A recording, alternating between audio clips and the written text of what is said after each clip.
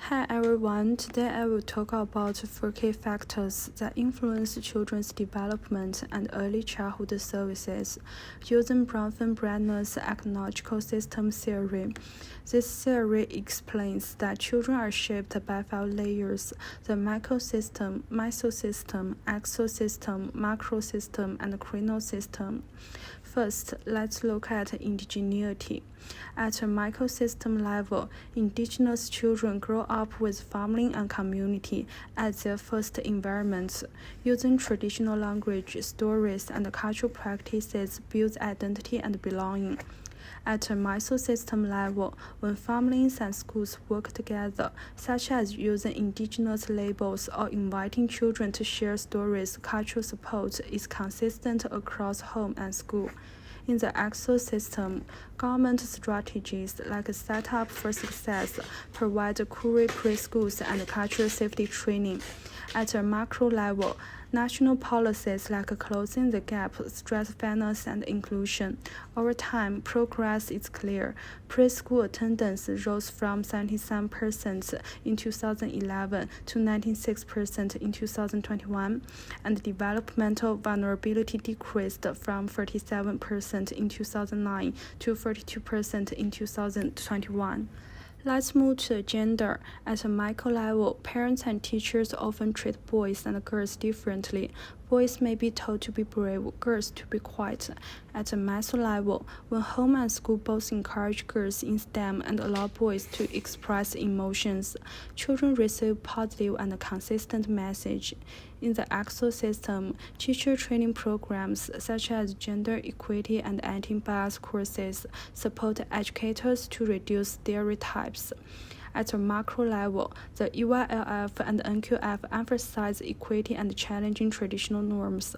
Over time, the gender gap remains. In 2009, 42% of boys were on track compared with 60% of girls. By 2021, both improved, but the gap stayed. Let's look at language. At a micro level, family language use builds bilingual skills and cultural pride. At a meso level, schools can support English as an additional language to children by letting them share songs and stories in their home language, which builds confidence and peer respect. At an exosystem level, the ACT government provides EAL assessments, bilingual ads, and family workshops.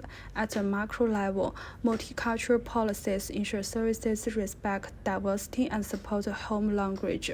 Over time, AEDC data shows progress.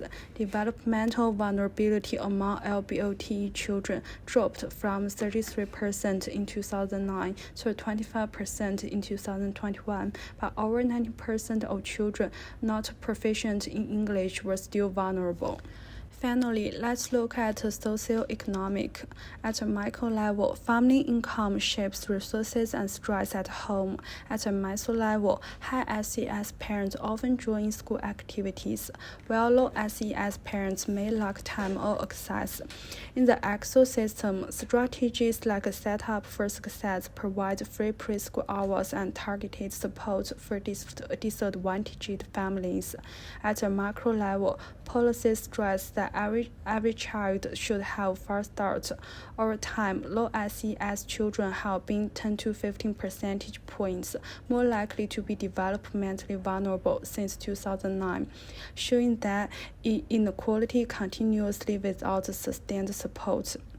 So in conclusion, children's development is not shaped by one factor alone. It results from continuous interactions across systems, home, school, policy, culture, and time.